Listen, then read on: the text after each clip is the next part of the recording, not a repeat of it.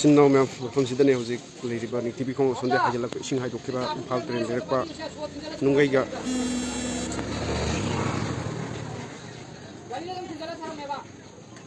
tani from dane hi dane se me leira pharse sidane singa bora bora pakhe je thori tinga man hona ri mase nga nga ri ma se thile thile mala jum to slake ma thile ash ta re oh mai dong hi ya de nunga phom pai se dong du re man nan thui se nunga de nga thil de me ho bra nunga nga du chaklak pade me ai de sing nei ramin han de ki chaklak pade pharse se lung pai ra ngai na ri Singam tin rabe apa ngam tin rabe sondolo par le ma jo sine si tindre ma lumale ko nga charak puni man tindre si tindre la male tindre as laudre oh pada nga mang han le re ma jo am sulai tile yo jum to salak ya me ming bin se lama yaur male yaure as phadare rong sa male pare madong amadi thilla nan thok ram nga do sir malina pa ani se imphal turen dani sin nam hoji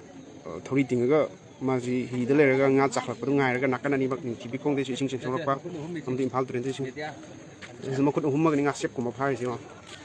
lai batin bukat ren hai ni but tung ga ni am lai na ma phai thì đi đây ngà xếp cũng có cái ngà nó không làm phải xin á sử ngày đi sang tiền bay ra ở đây đó ngà mà giàu thì có chín cái này không sẽ chín đó đấy thile giàu mà sa này mà sao người ta sẽ phá cái gì đấy không số đấy mà hi đeo cho không số đấy mà em ubre mà chúng tôi sẽ là cái ngà không số đấy ngà sai bora ai tháp cái này mà bốc thôi chứ sai bora bốc tre đi xin ngà cô phá gì đi mà xin ngà sai ai đem họ đi Fall train sing meng phajana ta thre sing meng ta ta train nga tin phak du khana ri se sun sai tin ka mai ka rum te nga ahumari kha sun wang bu gi yang halake sondana kari film dan le se sida sangphen holle andagi he kari long thai ju khole long thai khole nga se phai nga din ga phai na sondai han balai pha da je ke in ju thare sona kan ju in thare sing ni phna meng tare sing nei bis dengas lengam don chaklak dan sim phal turen ne sin naw me sing meng phasan tare nga phasan phana ri hojik turen pan dale ming phai sing chorak podna hing tum da ba turen karak kadrai na sing han tak dan nga pha bin wai ba sing chaklak na khan wa ba jiki hi gi dom teng halak ke ying le mam ji hi da nga pha mong sem teng halak ke jik ma phana pha re am sa pha ra ba am sa pha re thil le bana ngai bora bu ka tie je smain pha ra ka yun to jalo mai ji ba lama le mà xin nông em xin ngao pha gì vậy tôi lại tôi thì nó sẽ khát lắc của tôi thì mà le yau đấy xây trái mà sao mà le rong mà sao à xin ngao pha xin nông em cái lại bên bên xin nông em irin turen da so je nga pa na phai hai re sin imphal turen ne với stress của mình mình cái irin turen da je nga kan phari Bây giờ mình phao turen cái này ninh TV không đi trên thorak phải singa phao turen đi trên thorak phải singa anh đi tin napam không am cái zaga vậy đấy mà mang cái đó tata cái chép thay cái lấy ba hấp đó tôi cái mà không đấy xin á chính cái turen nó thình nó bao nhiêu tata chép thay cái mà không đấy xin uri ba wa cái mình chứ đi turen mình phân ta đấy xí đó irin turen đó just máy nó phao rồi stress của mình nằm trong hai bị rồi này thì cái tàu cái luôn cái thịt là phao gì không luôn thằng cái mà bồi sắn lâu đấy ngà lạc cô đấy không đi gì mà lâu rồi xíu Tindre Hile yaw re Yama so bunat terus masam sa dum lai ba ngai chakhat alak pa se as ngai yaw re nga tarang phama le mai se lep te magi speed che every 30 second guding nga lak ma le 1 minute within 30 to 45 minute second da nga mom dem thin ma le mai se thil la su nga ka chaw ka sin bu na thu chakip jani da sai se thil la ga han ba da na thu chakip man thang ka thin thang la ge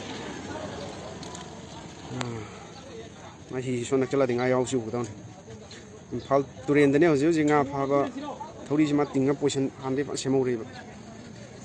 thâu đi xem lấp turen xem tiếng ấy, juga makut cái masak cái mà cái thâu đi xem lẻ, juga hi es man pham cái liệp cái nga lạc cái luông xin thil đi này, cái traditional method này đó này, Sinau live ingredient sinau me atop kram phone da koi sinau stress na de hare rin turen nga yam phari na atop mapham sing de kram thawal turen kungba turen na bol turen atop mapham sing de sing ham thak pasida nga phana no comment bi ro ne adi hi se ni hum tor mi ni hum le de nga sok lok ngam na thon do ya ne thille nam rau na re mai chipin je so chipin ne si competition ka to we nga masing yam pha ba sei ko ding mai sing gan thak pai da long thil nga pha ba gi ai hen na pha mi da le MLA na price ka pi ba du mo program ko sin ya ni si so so ti le nang ni ba tem soi ba da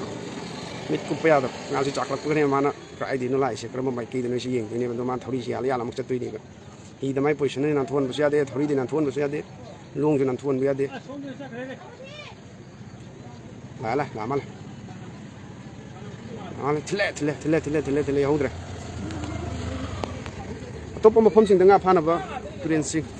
tang comment pi ro sin no yam na haje ji sin le di imphal turen thani imphal turen ni nungai dagi hai tra ga chu thang puna wang mot le gre dagi hai tra ko thongang bi jaga ha ni hindra sang pin am hul anga ma tu yaw di ngi tong sang pin sun hun re malum mini ko ngala ko se hindre thile male thilaudre thori ga masaga gi makut ka masai mer ta thori ji thame makut mai si mapang da pulli bra khang din la pani udre ma so lei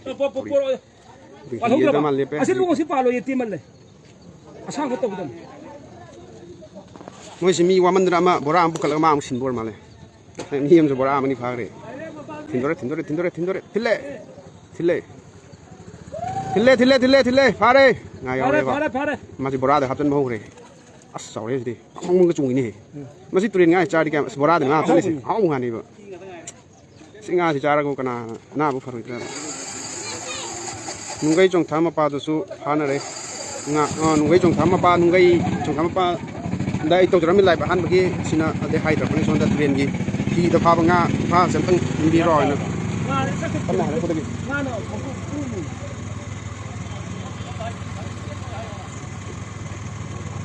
ai cũng mấy đi lên chứ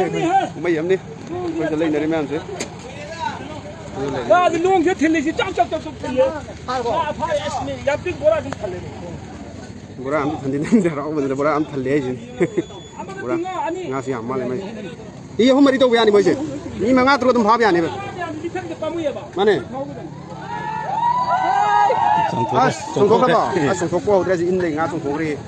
nga so miao so lo sa ra sang ken undre in de chen kin do sang ken chen lu ma pha doi ni ba yaw ri nga se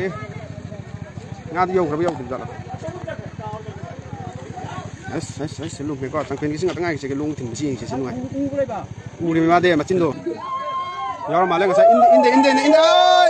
nga thok ki nga do yaw le de pare in so li ba nu pi ya si ta marai ba kam dam ja ni aduna saure nga se kari nga na se de sai sa bi ra lo zum american ni ne fajare ke ji me hela ne lama thile es ayom thile a hi ho ra ne hi ho ra ni man ta ri si ai ne ke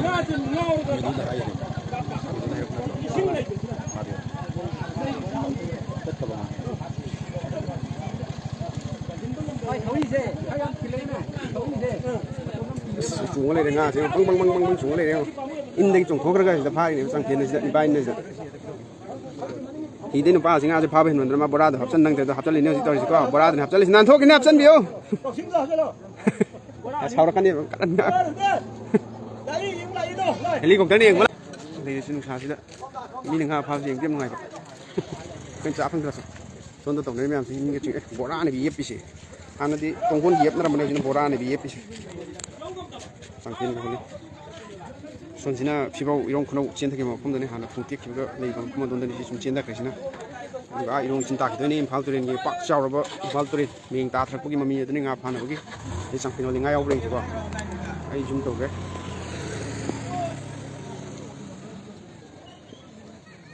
yaw tu sala mai sai di songat pada son wang ma amade chawon moi gi long ama sinungai ti na long ama change to de ma le moi si nga mana pharak pa si bora daten kre Kita matak kali, pas ni saya ngabur apa kerja, di mana mengapain sih sisu matchen namni he oinam su pha bani oinam su pha he phal turen bani lon pha thobal turen ki pha bi pok da di phal turen yang pha si nai sin nga phatre pora da pa ge ko nga phatre luang si change to ra ma le luang change to ro di to to de mai sai pai ba luang tu ne tom pai si mai si de dau le ma le ba luang si da na ji pora lu ma chu si phatre green ma chu ma ma pa ho re aduga hozik ma turen ki middle da ni ma na tholai si thori si pulli ma sa da thori si pun da di hi sim ne oh luang extra am sa pre mai si ngasai tu kan ngai ti ba nga na ngam chak ki lok sa ka ti ba pha ba nga ku pha ni mo ni nga harau jari sin appreciation to sin lung da nga thilak ta ku ba ku ga i da nga pha ru pa si da tung nga pha ru pa si appreciation to wa da son da su pha na ri pha tren sum chen ta ki tu ni sin sang phen ni pai nu hun na ri mai to da nga pha ba ki myam da myam na su pam ba tung lai thabi en hairak pa myam doi myam da han jakre matang swai da si lai tha ba se lo sin jarage kai lam no nungai dege haidra ga thongam irong khunau tak ta saba thong tu ni se adu da ni nga pha na ri myam se em matang swai dai lai ba si lo sin jarage myam lai engiram ba ma di comment pi bi dai ba share to bi ba myam punam ko thania le tan phakat ko dok sere sin no myam hoki bnu mi te ril turen da nga bora pukhat nei lai ren ga la e hai ba pau tai mi nga yam pa na khi na ngasi imphal turen ki nungai amadi nungai yi wang da le ba chung thang kuna gi turen ma pan si singam the ki nga shep ka si kiji ga phai hai ri lung ka thil ga si da si o si lung ka pu ga ne thil si ngasai ngal lingai da kitang ngal lingai da ai yorak lingai da nga yam pha na khre hauzik su mi nga pha na ri in je o asun wang da su tori se sun sin imphal west wangoi gi chung thang kuna ne sile sin nungai ni sida ai lung pu no pam tau da kre mai si yam iroi ba hi ba turen pan da lei ba mi ora ma le nga thin der ba ai kai no man tor si nga da thin re nga krai no nga luk kre hi yam tor ga phan ke do da me sine hausi oi ba imphal turen gi nga yam pha na ba turen meng khang ta ta pa si da nga si ngao nga si turen ma pan si ngao lei hai re do ma kan cham le de ai dam sa re le to lo chang phen hundre ni pai nu hundre ko nu pa ubra hundre si hun ba nga yo bre si na meng min se mi si am lai ge turen pan si da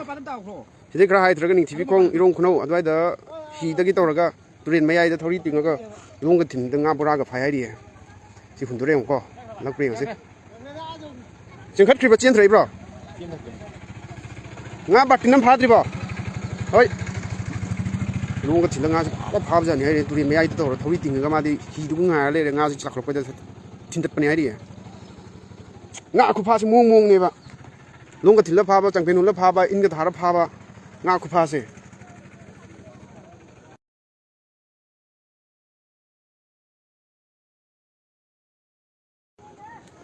da in ching chong nga ngai ri ma nga se chong nga rin ga phai ri nga sang nga rin pha bro ki jawro ki keji tarem khai tawam phado yen na khra ba ka mai to no yen na kai na keji de chahum ne keji de chahum nga rin keji tare tawam phai as nga rin doi ko khangau dre ni tare tawam pha mun na phangau ram ro pha ri mi du pha ba ji long pai ra ngai ri singa chak khar ko ne ngai ri che atai di nga ke pha ba no turen nga ji am chani sa phang dre cha bi ma pha ke to sajik cha bi pha re kaman pha re rau pha re nga sep si pa lai ba turen pan khola pha ri bro khola chak lak pha ba ni mai nga sep si khola ga chak lak pai de ta phang ko la pha ba ngau chak la si open ma la si den en la mi chani turen nga ji cha phang dre luai gi de ngora chala ga luai gi da kem pha re nga taxi pukhat nak re si changphen hulak ko sam tung ai ki dor gi cover tor ngen to ni mai changphen si nga ma chakhala men dor ma in ching na mo dre ni in songat kre si da siralu ga thumi si da wa yung yi siralu mi le pham siralu thung be ni ko mai chai yung sin pa sin pai se siralu gi thori ting bagi pun bagi chai tu ni nga se om tong phar ngari nang phar ja chingla di ngai ta myam se ko la beng bi sin naw myam se pha wei pha du lin ne pha du ngarin phau dra ba ngari lai na phak ko sum pai nang mo wa ngari lena si ai si phit manga gi chi manga khitang hin bane ai hena wang ba ngari lena ma phau dre hai ka ni long thai ko kot ni se a ta ki al taw ki mare thena wa adu lin nen thadok ri ba natte amana ne ki lin ne na ko ti ba awa ya ti ba ada amana ne long thai to kot fare ai hi ta tawra ga long ga thin bagi mafam ma da khoi chat bhona sage aduga myam da nga hoji pha ri ba nga khu pha turin mayai de phal turin mayai de yung khunau gi da pha ba de myam de han jara ke yam thu nai live series jum tor ke tang gi mafam di yong na bagi chat bagi tanja du lo jage myam waro ba de